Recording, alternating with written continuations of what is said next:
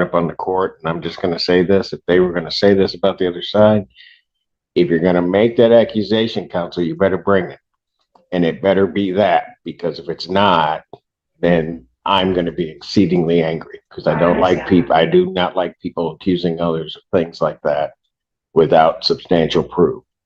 I explained that very clearly. I think I explained it actually to both sides during the couple of final settlement conferences that we had. So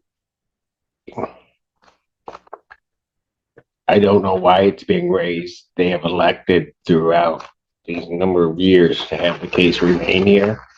So at this point, I'm not removing it. What, do we have everybody from Pittsfield PD here? Does Pittsfield have anybody on the road? I mean, I'm just thinking. The fire department's here. Yeah, everybody's here. You guys take care. Thank you, Mr. Schiller. Thank you. Can you, Mr. Schiller, can you approach on a separate matter? Sure. Court does call the case of Finney versus Sidoni. The first thing, you guys are going to have to switch sides. State your appearances, please. Good morning, Your Honor. This is Megan Dalvala on behalf of the plaintiff, P84205. May I please state your name? My name is Maria Finney. Peter Sidoni. All right.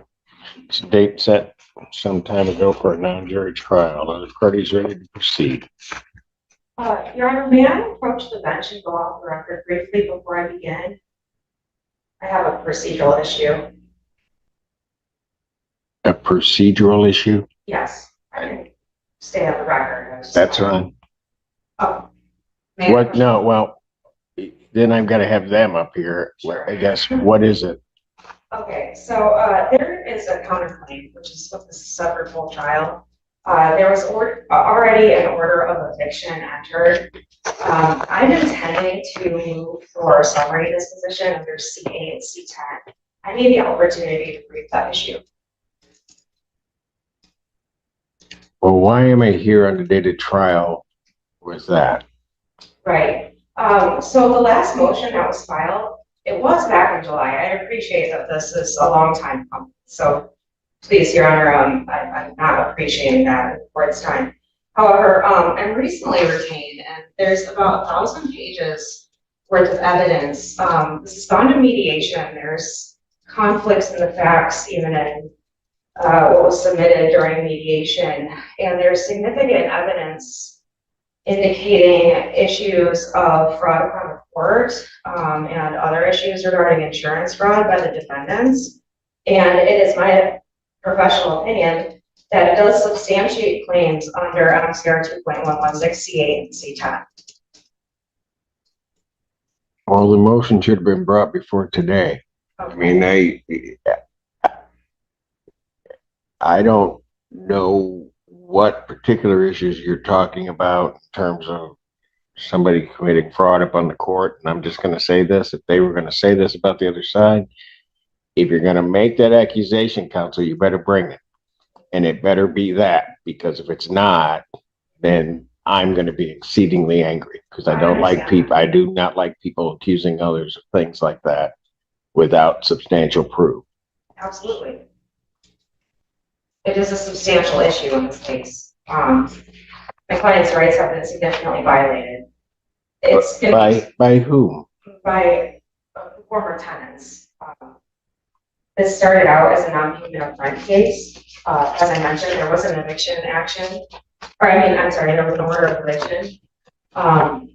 As you're aware, we're here on the bench trial for the counterclaim. I don't take a claim of fraud upon the court lightly. There is significant evidence to present that. And I don't want to disparage my client's rights by not attempting to have this dismissed under C8 and C10.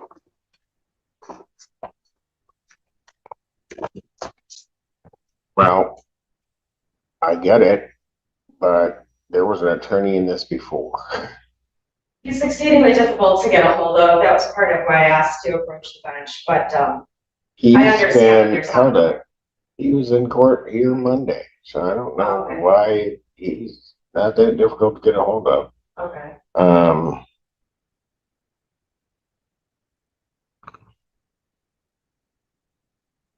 Coming in on the date of trial, asking for an adjournment of these proceedings is not gonna happen. Okay, So you guys either can try to resolve this thing, or we're gonna try it. okay, fair enough.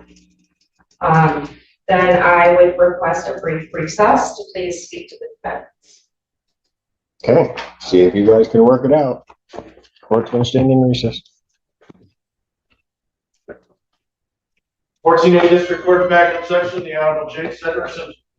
You may be seated.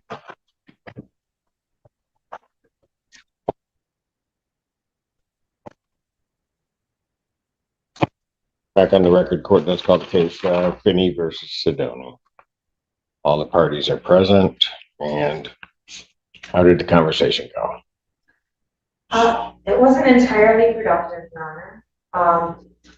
So we have, back from 2021, a consent order for conditional dismissal. There was an eviction order entered after that time against the defendants. As it relates to today's full bench trial, it is based on a counterclaim that was filed on February 12th, 2021. However, again, it's my position that the counterclaim needs to be dismissed. There's not actual cognizable claims under the counterclaim, so that it would be right for dismissal under MCR 2.116C. Why are they not cognizable claims? The claims are not cognizable as defendants are now pro per in this case. This was filed by their previous counsel. There is not a cognizable claim in regard to the condition of the property as against my client for relief. Why is that not cognizable? Can you repeat the question? Why is that not cognizable claim? It's not a cognizable claim, Your Honor, because there is a conditional dismissal entered as it relates to the original complaint where the defendants were being sued for the non-payment of rent, where the counterclaim asserts a generalized claim without any sort of reference to a breach of habitability or constructive eviction. The way that it's written in this counterclaim, it's more pertinent to the affirmative defenses, given the case history here and the fact that there was an eviction order entered. At this time, this can't be a cognizable claim before the court. That doesn't even make any sense. If somebody says I paid $1,000 or rent was $1,000 a month, I didn't pay the $1,000, and actually I was living in conditions that I think the landlord may owe me money because I paid them or something happened to the unit. The very fact that there was an agreement to vacate the premises doesn't negate their claim for money.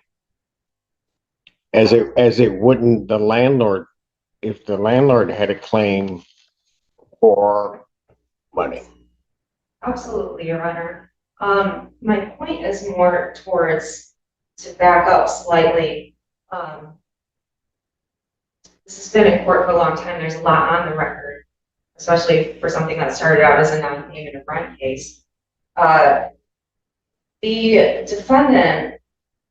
defendants are the relatives of the plaintiff. I'm aware.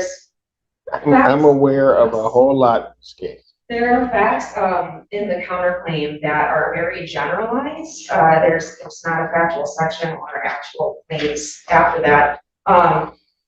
It's very generalized, but it does assert that there's a dispute as to mortgage payments. There's a dispute as to ownership interest. So this is out of the realm of a landlord-tenant non-payment of rent case. And it's not a cognizable claim under the statutory law for those damages. Secondly, You keep saying that. Give me some case law that says that. okay.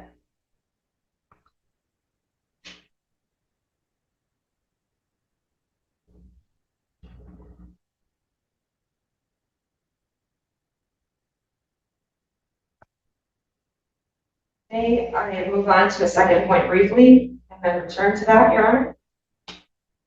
Go ahead. Okay.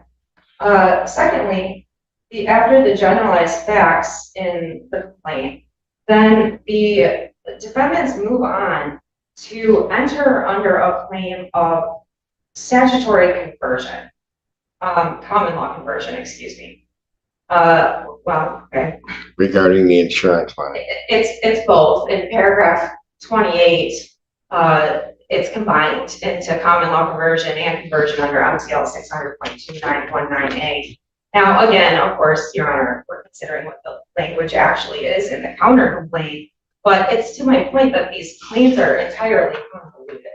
But they're asking for, as you would be entitled to under statutory conversion, 3 times the amount of actual damages plus costs and reasonable attorney's fees. If there's no summary proceedings to be had in terms of the possession of the property, and what's at issue here are ownership interests and statutory conversion claim that exceeds $25,000, it's in the beginning, as I was arguing to you, that this would be appropriate for dismissal under MCR 2.116C7.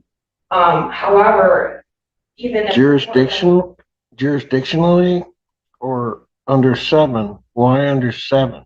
right. This is what I'm stating, Your Honor. In the beginning, maybe it wasn't helpful to move on to a different issue, but in the beginning, it's that there aren't cognizable claims that apply any longer, given the procedural history. Not only that, but also just the way that it's been written out here in terms of the habitability. I did need a brief moment to consult my information, but in terms of the habitability, the actual counts that would indicate that the legal requirements have been met are not enumerated.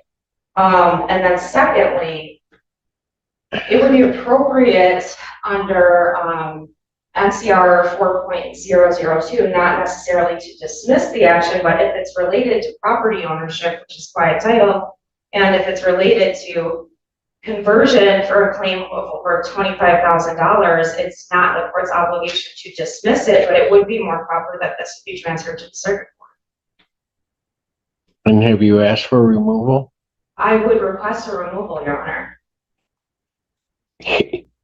I'm not removing this case. Okay. I think it was, and you coming late to the game, I think I explained to the Sidonis I don't have jurisdiction over the title. Okay.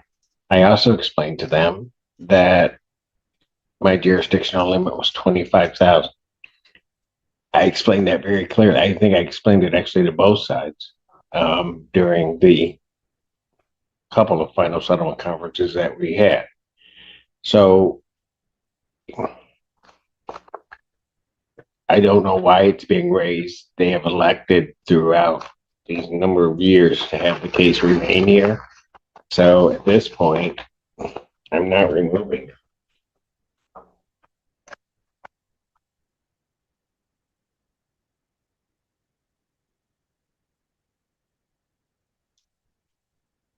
Anything else?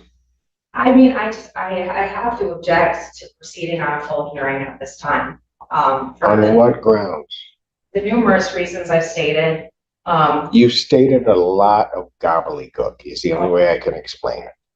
You haven't given me a reason. You haven't given me a reason why it shouldn't proceed today. This matter has been set for trial today. I have given a lot of leeway to both parties, I think, in terms of trying to make sure to try to resolve this case to try to find a way to do it, sent them to mediation. They went through basically a mediation with me regarding this case on a couple of occasions. And it's come down to the date of trial. And now you come in wanting further delay. And I'm not delaying this. It's not that at all, Your Honor. I just want to do right by my client. I was hoping I could approach the bench. I understand there's not another attorney and a party will also have to be able to. But I would like to go off the record for a moment if it's acceptable to you.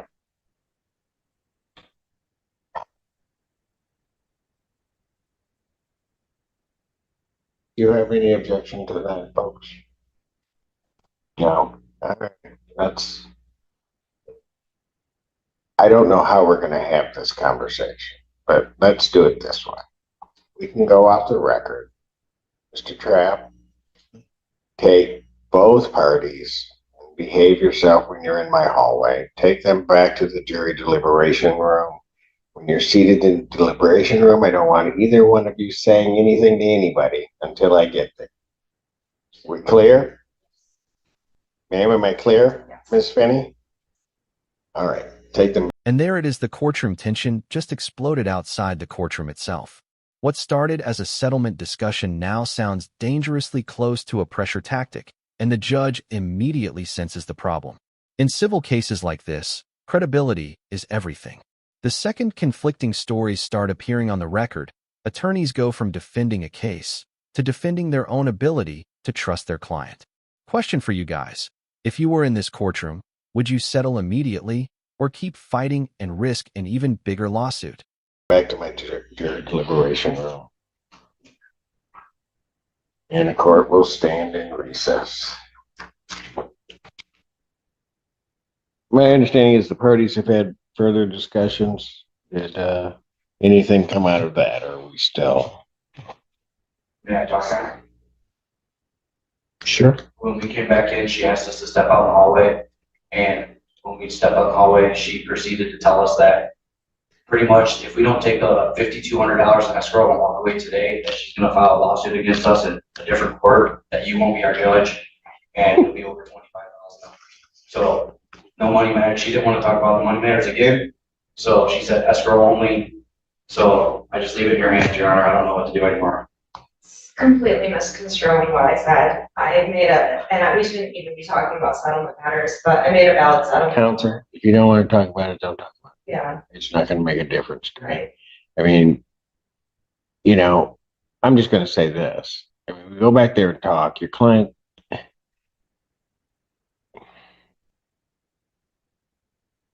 I'm going to let you put the testimony on, but there are certain representations that she's made to this court that you may or may not be aware of, because you got caught with one. I'm not saying caught in the sense of whatever, of a statement that she made, which is absolutely contrary. VO, this is one of the biggest red flags you'll ever see in court. When an attorney openly says they can't reasonably represent their client anymore, it usually means the relationship has completely broken down. And notice the judge's reaction: calm, but laser-focused. He's basically signaling that something said today doesn't match prior statements on the record. That is courtroom code for someone's story is changing. At this point, the entire case shifts from money to credibility. To what she said before. Right. All right, are we ready to try this? To be let off the case at this time? You're looking to withdraw? Yes.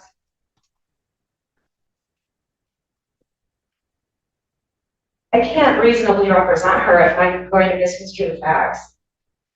Well, it's not an issue of you misconstruing the facts. I'm just telling you that there have been certain representations made on the record, which I will tell you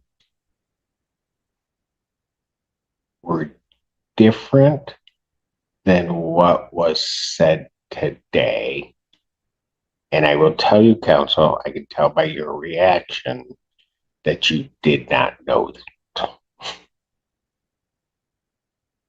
So if you are going to move to withdraw, I'm going to step off and you probably need to have a detailed conversation with your client about that. The court's going to